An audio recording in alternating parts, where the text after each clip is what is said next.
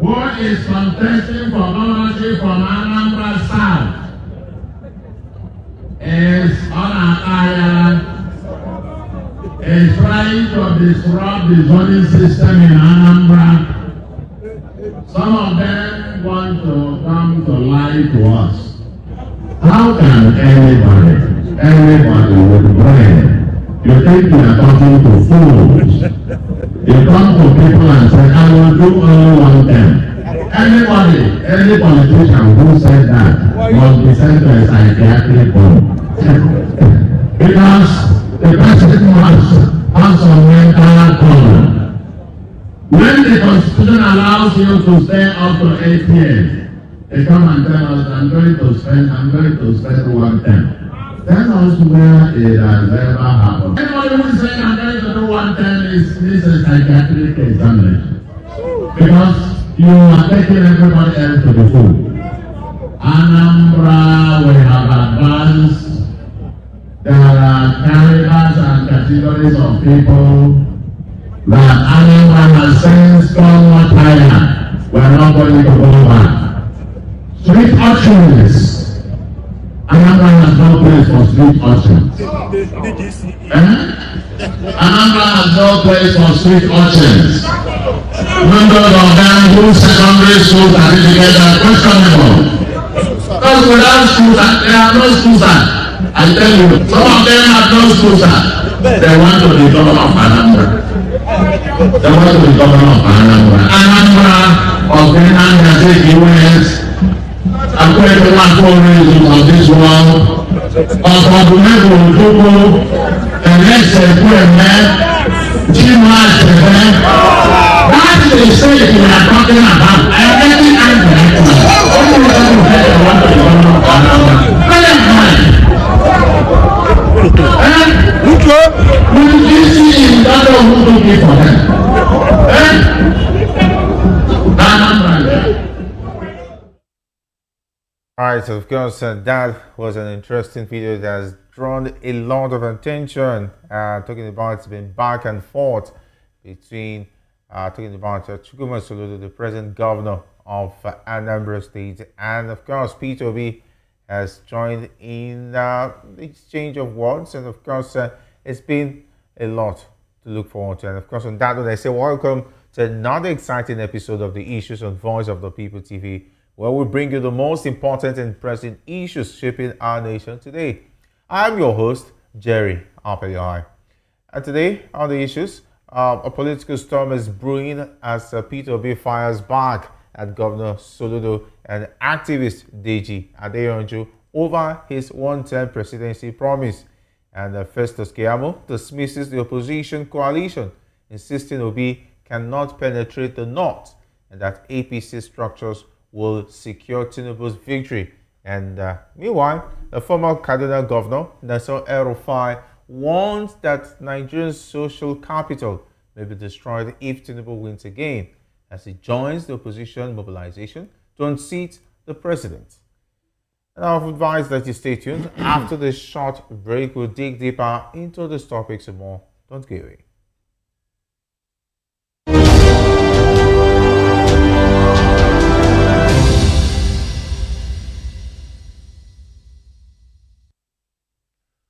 Welcome back. Let's dive straight into today's discussion. Former Labour Party presidential candidate Peter Obi has dismissed remarks suggesting he needs psychiatric evaluation for promising to serve only one term if elected president. He clarified that he has never been subjected to any mental health test nor sworn at a shrine to prove his commitment. Obi's response follows comments by Anambra State Governor Soludo, who said any politician making such a promise should be mentally examined, and activist Deji Adeyanju, who claimed Nigerians wouldn't believe Obi's vow even if he swore in a shrine. Obi insisted that in his political life, his word has always been his bond, and he has fulfilled all promises without deviation. He further argued that if such a pledge warrants mental evaluation, then the mental fitness of those who framed Nigeria's constitution should also be questioned, as it allows for a 4-year renewable tenure. Obi reiterated his commitment to transforming Nigeria into a production-driven economy focused on agriculture, technology, and manufacturing. Today, I'm delighted to be joined by two esteemed guests. Here in the studio, we have Dr. Peter Adosike. Dr. Adosike is a philosopher, development economist, and best-selling author. He is also an erudite commentator on economy, finance, politics, and power. Great to have you join us. Thank you for having me. Always a pleasure. Joining us virtually is, okay, we'll get to have a virtual guest as the show progress. But before we do that, let me take Dr. Adosike, who's here with us. Taking a look at it, some would say in local language, what did he buy from Soludo that he did not pay? And it looks like, let's not forget, prior to the 2023 election, there was also a back and forth between Chukwuma Soludo and Peter Obi. But he was actually talking to his opposition in the Anambra governorship election because he made mention of those who don't have school who doesn't have a school certificate holders, and he also made mention that Anambra is not meant for tout and so on and so on. And the opposition saying they were going to do one term just in similar fashion with Peter Obi. But Peter Obi has come out to say that his word is his bond. Soludo there was talking like a street boy, like a primary school pupil. There's no professorship in all those statements. I'm highly disappointed. He said that the Constitution says 2 terms. Does the Constitution made it mandatory that it must be 2 terms? Does the Constitution made it mandatory that it must be 2 terms? So, people that have served 1 term and the made names are there all over the world.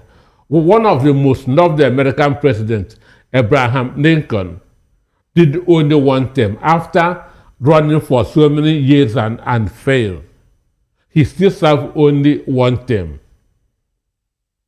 Our own icon, Nelson Mandela, did only 1 term after staying for 27 years in prison. Even John F. Kennedy did not even finish 1 term before his assassination. And today he's one of America's greatest presidents ever. So staying, compare Methuselah and Jesus. That shows you that donkey years doesn't mean donkey achievements. Understand? Donkey years never mean donkey achievement. Peter Obi said that he will serve 1 term because he doesn't want to break the North-South gentleman agreement. That he's going to serve just 1 term and the power will go over to the North. And it is only those who don't believe themselves that don't believe what Peter Obi said. Because you have to first of all believe yourself before you can believe what another person said. So Soludo, the other people, Bayon Onoga, all of them who are doubting Peter Obi, have been telling lies all their life that they have not found it difficult to believe themselves. Then on Soludo is jealous of Peter Obi. Soludo is envious of Peter Obi. And even if Soludo ruled Anambra for 20 years, people can never like him the way they like Peter Obi.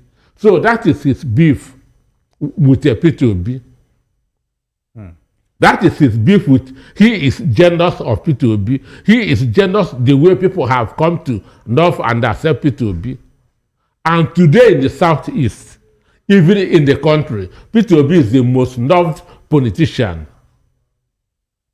Not because he's a professor, not because he's a multi-billionaire, but his character. Because he is, and there's no other politician in Nigeria that has the character of Peter Obi. So that's why all of them are jealous of him. So this man says he's going to serve for 4 years, a single term. I believe him. Okay. I believe him. But Soludo don't believe himself. That is why he did not want to believe P2B. And I was talking with his SA political this morning. I told him, look, that election is slipping from your fingers. I told him that, look, Soludo should watch his words. Because anger is brewing on a daily basis. Go to a lot of Igbo different platforms. All of them are turning against him. Understand me? Go to many of Igbo platforms. And let me tell you, the only reason that I want people to Soludo to win,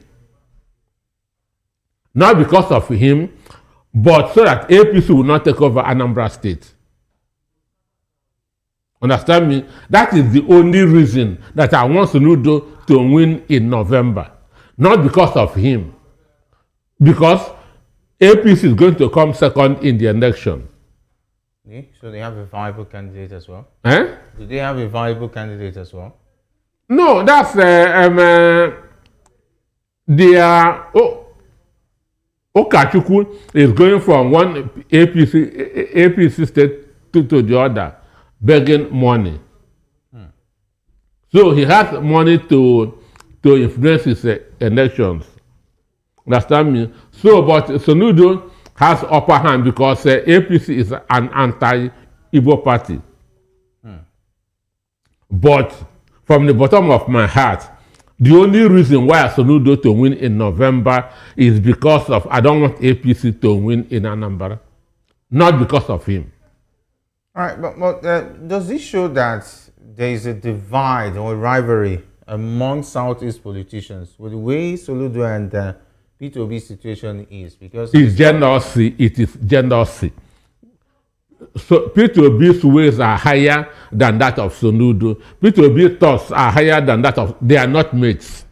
Even though he's jealous, can he not hide his jealousy and support his fellow Southeastern? He worked against P2B in 2023. Understand me? He worked against P2B in 2015. So he has been working against P2B. But his working against P2B is not disturbing P2B in any way. Because in 2023, even as a sitting governor, what's his name? Inubu did not get up to 10% in Anambra. Understand me? Even Soludo as a sitting governor, Inubu did not get up to 10% in Anambra, which means he's not an influential politician in Anambra, let alone Southeast. But why he is against P2B? Because of his jealous of P2B. What does it do for P2B if a governor of his own state, where he was once governor, is opposing him when he's a major frontrunner? He has been, I say, he opposed him in 2023 as a sitting governor, and that didn't shake P2B in any way. So it does not reflect on P2B's fan base, and of course, I say this unguarded statement that Soludo made in Ekunobia has won more supporters for P2B. Understand me? Has made a lot of people angry. And the secret of winning the election is anger. The more angry the people are, the more they will need a change. Okay. So that's why I told you he's a SA political. Tell Soludo to watch his words, because anger is brewing on a daily basis. A number of people are turning against him every day. Because he thinks he knows more than every person. What's the big deal in being a professor? What's the big deal? Okay. What's the big deal? Okay, let's go to P2B himself, because whether you like it or not, his push of saying that he's going to run for one term is going to haunt him throughout his campaign. And why? Because it will continue to come up. Because that's the opposition already using it as a tool against his candidacy for president. Because people are saying, especially most politicians, we all know, would be lured with the fact that they have a chance to go again for another 4 years. Talking about second, because the constitution allows it. Yeah, because many politicians are known. Peter Obi is a philosopher. What makes Peter Obi really different from every other politician? Peter Obi is a philosopher. Okay. Foundation is very, very key. Okay. Foundation is key. Understand? In philosophy, the number one is beyond material. Understand me? Materialism. Beyond materialism. So he had that foundation. He's not moved by material things. He's not moved by material and things. Go to Anambra, Peter Obi doesn't have a mansion anywhere. So he's not like all these billionaires without enterprise. So with that being said, if you have absolute faith that he will 100%, 100%, and not renege on his 100%. Peter Obi, give him that ticket, he will go for just one term, and he will make impact in that one term. Okay, Peter Obi made mention of the Constitution. Peter Obi's response, invoking constitutional design and personal integrity, does it resonate with the skeptical electorate, or does it risk sounding defensive? Because now you have to start defending that word 4 years. But he's saying that even those who wrote it in the Constitution, that means they also need to be questioned for making available 2 terms. This is renewable. Yes. First term, 4 years. Second term. Then second term. It's not compulsory that you must go second term. Okay. Constitution did not say you must have 2 terms. Understand me? Then, if you must serve 2 terms, our constitution was borrowed, our democracy was borrowed from United States democracy. Yes. Understand? Yeah. Biden couldn't go 2 terms. Understand me? When the pressure came, he said, okay, let my vice presidential candidate go. Understand me? So constitution did not make it mandatory that people are going 2 terms is a greed. That people are struggling for 2 terms is greed. I've given you example. What Methuselah couldn't do in 900 years, Jesus did it in 33 years. So it's not about how many years. Understand me? It is not about how many years. So give Peter Obi presidency, he will do 1 term, and his name will be evergreen. History will be kind to him till the end of this world. Okay, taking a look at Soludo, it's not only Soludo has even questioned Peter Obi's point. Adeyanju also made comment that if we need to go and swear in a shrine to assure. I said those who are opposing Peter Obi are those who don't trust themselves. It is those who don't trust themselves. And if you don't trust yourself, you will never trust another person. Most especially the challenges are coming from southern political circles. Because Adeyanju definitely is from the southwest. Soludo, who is actually from his own region, is even the ones fronting all of the questions about his position to say that he's going to just take 1 term. Is this just another strategy to delegitimize his candidacy ahead of the 2027 and of course his credibility ahead of 2027? I have said it over and over. Peter Obi is not Soludo's problem. Soludo should focus on his problem. And the election is slipping from his hand. The election is slipping from his hand. Every day by day, Anambarians are getting pissed off about his ungathered utterances. Every day by day, people are turning against him. Understand? So he should focus on his problem. Peter Obi is not his problem. What about the lawyer, Adeyanju? Because I want to emphasize, he made mention of the fact that he has to swear in the shrine, and even Peter Obi has to say that he has never sworn in the shrine, he's a Christian, and so on and so forth. I say those who say that Peter Obi cannot go 1 term and those who don't believe themselves. All right, let's go to the next conversation, because this also relates to Peter Obi, because it looks like it's the major focus and the major threat ahead of 2027, and that is why a lot of people are paying interest in what he's doing. And of course, the recent has it that Aviation Minister, talking about Festus Keyamo, has downplayed the chances of Peter Obi and the opposition coalition, saying they cannot defeat President Bola Tinubu in the 2027 election. And he argued that Obi lacks the political reach to penetrate northern Nigeria, where the All Progressive Congress has strong structures and governance. Keyamo claimed that the factors which boosted Obi's performance in 2023, religious alignment, ethnic solidarity from the southeast, and youth support, would not work again. He maintained that even if Obi joined forces with Atiku Abubakar under the African Democratic Congress platform, the coalition's numbers would not be enough to beat the APC. The ADC coalition, which includes Atiku, Obi, David Mark, Rotimi Amechi, and Nasarawa El-Rufai, aims to unseat Tinubu by uniting opposition forces.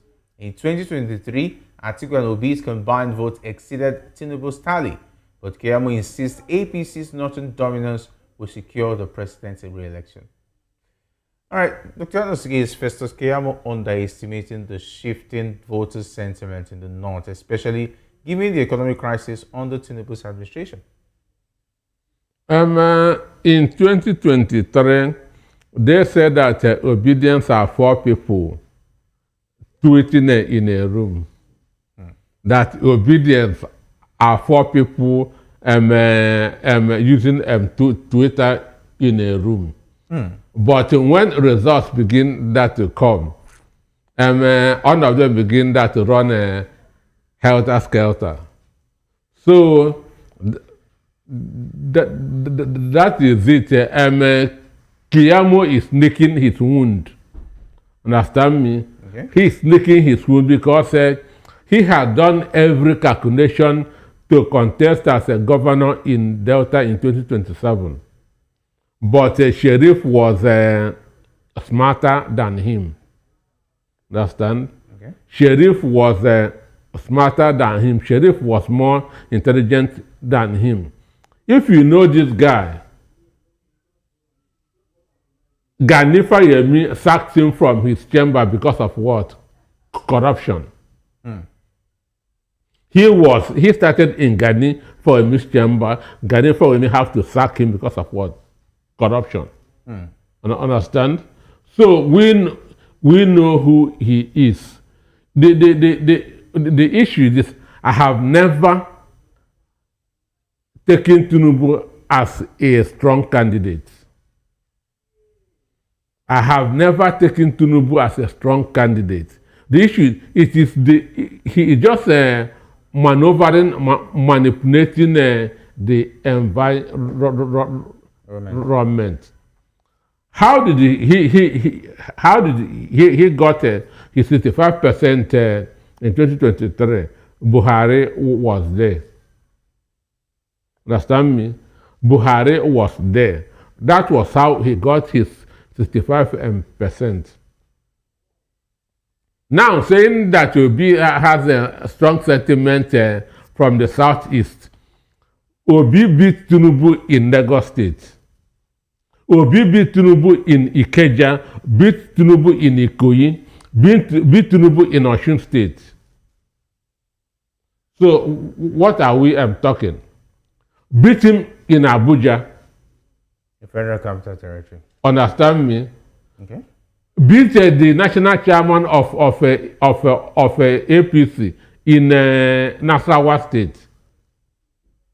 What are we? So that anger is even more now in the country. All right. Can the APC still claim strong northern structures when several northern political heavyweights have joined the opposition coalition? Because it's also to talk about those from the CPC already talking about the Buhari boys. They've all, most of them have all moved to the coalition, and now Keyamo is already downplaying the strength of these numbers. That's what you're supposed to do. Okay. That is what that's what he's supposed to do. If shooting stars is going to play Real Madrid, they will tell you that it's a walkover. Understand me? So he is saying what he's supposed to do. He doesn't want to show weakness physically, but not in their mind they are jittery. In their mind they are jittery, and that's why Tinubu is now holding meeting every day, every day. But it's not going to save him. His next meeting now is going to be with the traditional rulers in the south. That's in the south. But still, it will not save him, because those people don't control anybody. Understand me? Those people does not control anybody. The traditional ruler of my town cannot tell me who to vote for. Understand? So the issue, if we go, let them share money that to them, they'll go to their palaces and stay. Understand? What we are doing is secret ballot.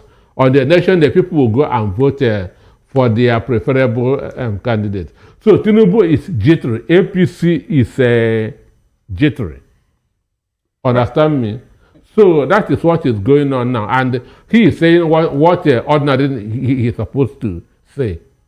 All right, does the assumption that Obi's 2023 support was purely identity-based, does he ignore the broader appeal of this anti-establishment message that was sent strongly at the 2023 elections? I say he is saying what he's supposed to say. He is saying what he's supposed to. The Oni of Ife described Obi as a tsunami. And Obi was a tsunami 2023. Obi is going to be a tsunami 2027. Understand? Because this government has reneged on all their promises. What is working in this country? There's hunger everywhere, there's insecurity everywhere. What has Tinubu done in 2 years? Nothing. He doesn't even have capacity to do anything in the next 2 more years. So they know that. So what they are now trying to do is to see how they can buy people. Finish. Okay, let's talk about how viable is the opposition coalition if personal ambitions, especially between Atiku and Obi, are clash over who leads the ticket. I don't know about that. It is you and APC that are saying that one. Atiku has never told us that he's having any problem with P2B. P2B has never told us that he's having any problem with Atiku. But these are two people who have presidential ambition. And 2027 is the goal. And there's going to be a situation where there might be a compromise. But if there's a situation where there is ambition overriding, talking about saving Nigeria in the conversation who takes the ticket, what will now be the hope of the coalition? What will now be the success of the coalition in winning the 2027 When they election? get to the bridge, they will cross it. They're not at the bridge as we speak. The primary of APC was held in 2014. Understand me? Or the primary of APC, which produced Tinubu, Obuhari at Tasnim Banogu Stadium, was held in 2014. This is 2023. Understand? So we're not yet in 2026. So as we are going, pictures will be becoming clearer and clearer to the people. Okay, you're saying Nigerians will play the waiting game with the That's not waiting game. Election is still in 2 years' time. What are you voting? The APC has already said that you are not voting tomorrow. APC has already told us that it's the president that is going to be their sole candidate going to the 2027 election. Because that's what is called right of first refusal that is given to the highest political office holder. Understand me? So Tinubu, no other candidate can take that ticket from Bondame Tinubu. Understand me? Okay. No other person, even in America. That was why Biden was given that ticket. Okay. Understand me? Or else he said, I don't want to go. So already a sitting president has automatic ticket in the next election. And that's everywhere. Okay, let's say for instance, because recently, Wike just made mention of the fact that PDP is now peaceful, that everything is now going well for PDP. There's no longer problems. I don't think if you read that statement well, he said there's peace for now. For now, yeah. Okay, okay. Very good. There's peace for now. So for now. That mean that they are clearing the way for Peter Obi to return to You cannot clear PDP with Wike still remaining in PDP. Okay. You cannot clear PDP with Wike still remaining in PDP, because Wike will still put put sand in their garden in 2027. So that's why he said for now. Understand me? He said that Atiku ran away from the party because he knows he's not going to get the presidential ticket. What Atiku did was a smart one for them. And even before then, I was saying on this program that if Atiku wants to run, he must leave PDP. If P2B wants to run, he must leave Labour Party. And even this one now that Junior Sabure candidates were rejected for August 16 this election. If P2B falls for that, he's wasting his time. So that's a signal already that things are not well with the Labour Party. They are setting up a trap for him. Understand me? And he should be aware. They are setting up a trap for him to still remain there. Festus Keyamo made mention of the fact that the Christians were not happy with the Muslim ticket. That is why they overwhelmingly voted for P2B as well as the Southeasterners. What do you make of this submission? Are they now going to bring a Christian? Is there indication that they might be having? No, I'm asking you. I'm asking you. No, we should. I think Keyamo should be pointed at that because he has made mention of the fact that those were the lines that P2B fell into and he got his vote. So is there a plan? Because we've already heard of Shetima's situation being dicey. Are we going to see a Christian Muslim candidate at the polls for 2027? Talking about Tinubu doing that to at least make sure he calls some votes out of P2B's voters. Jerry, APC is in a mess. APC is in a fix. I've already seen it, but people are not seeing it. One, the AMPP people that entered the CPC. Okay. No, that entered APC. Yes. Okay. Are saying that if they remove that they must produce the vice presidential candidate in 2027. That's AMPP that joined into APC, and that if they don't produce, they will defect. And what do they mean? That Shetima must run. That's the game. That Shetima must run. They say one that CPC has been compensated with Buhari. APC has been compensated with Tinubu. The people that are now remaining is the ANPP. And that if they don't produce the vice presidential candidate, they will pull out of APC. Understand? So that is it. Then if they are talking about using that's a Christian, it means that the AMPP in APC will pull out and they are chunk. Understand me? So they say, okay, let us use Shetima again. What happened in 2023 will still happen. Understand? So that's why in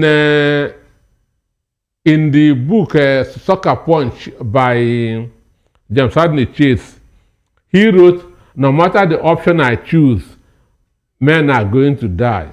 So no matter any option that Inubu chooses, he is going to get hurt. All right. No matter any option, whether choosing a Christian will cause him problem, Shetima running Muslim will still cause him a problem. You just made mention that Keyamo is doing the job he's actually paid to do, and of course, trying to make case for Tinubu. He keeps insisting that Tinubu is going to clear the elections, that he has a northern structure, the ones that voted him in 2023. Because Buhari was there. Okay. Because Buhari was there. Do you now think that now that Buhari is late and those votes are not going to be available for 2027? They don't trust Tinubu. They voted because of Muhammadu Buhari. Who controls those votes now? And the people that made those votes possible are the Aerofiles of this world, are the Babachir Nawas of this world, are the Manamis of this world, and they are no more there. In the APC? They are no more there in the APC. They are now in ADC. So you mean those votes will be called into the Those ADC? votes are going to ADC. Whether it's Peter Obi? Those votes are going to ADC. Those people are basically fundamentalists. Okay. What about the talk about Peter Obi not having the structure, the structure that talking about Tinubu has in the north? Is he undermined that Tinubu has no structure in the north. I've told you, those votes came because of the people that I mentioned. Are those people Buhari going to trust, and his boys. Are they going to trust a ticket that has Peter Obi as a presidential candidate? Are those people who were the structure under Buhari, will they be able to trust Peter Obi with their vote in 2027, for instance, even if he comes out as the presidential candidate of the ADC? Peter Obi has given them a fair deal. Understand? I'll just do one term that you carry on and do your 8 years. Okay. Mind you, this man, Festus Keyamo, is saying that Peter Obi has no structure. Bashir, that's Aerofai, the son of Aerofai, who is from Kaduna, which is the political capital of the north, said that that Peter Obi will beat Tinubu before noon. Understand me? I need somebody from the north. So who do you believe? Is it somebody from Kaduna or somebody from Delta? He's talking about Keyamo. All right. Given the combined 12 million votes for Atiku and Obi in 2023, why shouldn't the ruling party be more worried about a united front, despite Keyamo's decision? They are jittery. They are panicking. That's why the other day Tinubu held a meeting with the former legislatures in the north, and you saw how it ended. They said that they can never endorse Tinubu with hunger, insecurity in the country. So now he wants that to hold meetings with traditional rulers in the south. All these are desperate moves. All these are panic moves. Understand? So if he feels that things are okay, he wouldn't be holding that's all these things. Let's go over to another interesting political figure from the north, talking about the former Kaduna State Governor Nasarawa State has cautioned that Nigerian social capital could be irreparably damaged if President Bola Tinubu and the All Progressive Congress APC are re-elected in 2027. Speaking at an African Democratic Congress coalition rally in Sokoto, he described the upcoming election as a fight for the nation's survival. Erufai stressed that his return to active politics is driven not by personal ambition, but by a commitment to reverse what he sees as the failures of the current administration. He said it is his duty as a senior citizen to speak out and take action when the government fails to serve the people. A founding member of the APC, El-Rufai officially left the ruling party in March 2025 to join the Social Democratic Party SDP, citing dissatisfaction with Tinubu's leadership. He pledged to work with the ADC coalition to mobilize Nigerians nationwide to remove the APC from power. Dr. Nosike, how much political weight does El-Rufai still carry nationally? And can his defection meaningfully sway voters away from the APC in 2027? For you to, Kaduna is one of the 5 swing states in Nigeria. Okay. Kaduna is the political capital of the north. So we have Kaduna, we have Ibadan, we have Enugu. These are political capitals that's in the country where decisions are being made. Understand me? So El-Rufai was among those that Tinubu took to a UK. Understand? That's to answer questions that he couldn't answer. That shows his weight. Understand me? And the Sokoto that they went to, Tambawal, is from Sokoto. 2 times former Speaker of the House of Representatives and 2 times Governor. You can imagine his weight there. So, for me, the election is over. The election is over. Okay, is El-Rufai's condemnation of the APC credible, or does it come too late after benefiting from the same party's platform for years? He didn't benefit from APC, understand? Really? One, he started his political career that's under PDP. First as the chairman of DG of BPE, Bureau on Public Enterprise. From there to Minister of FCT. So he has, that's how we knew who El-Rufai is. It was an article that brought him into public, understand me? So then, having been the chairman of, the Minister of FCT, then in 2015, he helped APC to win. Understand? He helped APC to win and himself became the governor of Kaduna State, a position he held till 2023. And he also helped to deliver Kaduna to Tinubu. He helped to deliver Kaduna, which is a swing state, to Tinubu. So he's not a small boy politically. He's not a small boy politically. He is one of Buhari's boys. He is one of Buhari's and so he's strong enough.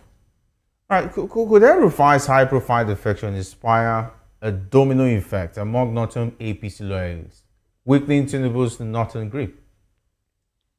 Tinubu has no grip in the north anymore. He is, even with Shettima on his side? He is running from... Shettima is not happy with him. Okay. I told you of the meeting that MPP did last week. Okay. And they did that on behalf of Shettima, so that he must not remove Shettima. Understand? So he had no grip in the north. He is running a helter-skelter. The grip that he has in the north was because of Muhammadu Buhari, and Buhari is not there anymore. Okay, is his framing of the 2027 election as a fight for national survival political hyperbole, or does it reflect deepening fractures in the nation's governance and cohesion? 2027 is a rescue mission. It is a rescue mission because people in power everywhere in the world use their first term to work. So that because if you are running for an election, you run based on your achievements. Anybody that is running for an election, you run based on your achievements. This is what I did during my first term. If you give me an opportunity, I will do more in second term. So when somebody messed up because they work in their first term, so that people will use because of that and vote for them for second term. But when somebody messed up in his first term, how do you think that second term would be when he will not need the votes of the people anymore? Understand? How do you think that the second term would be? So if they fail to arrest Inubu in 2023, by if he wins 2027, Somalia, Afghanistan will be better than Nigeria. All right, very interesting. So 2027 is Operation Rescue Nigeria from APC. All right, this is where we want to anchor the program. I want to say big thanks, Dr. Antiestablishment, flying solo. You did excellently well.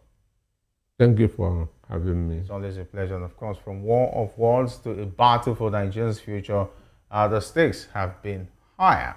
And all eyes now turn to 2027, where promises, power, and political survival collide. And this is not just an election, it is a struggle for the soul of the nation. And the clock is already ticking. I am Jerry Apelahai, and this has been the Issues on Voice of the People television, where the future faces forward. Have a good one.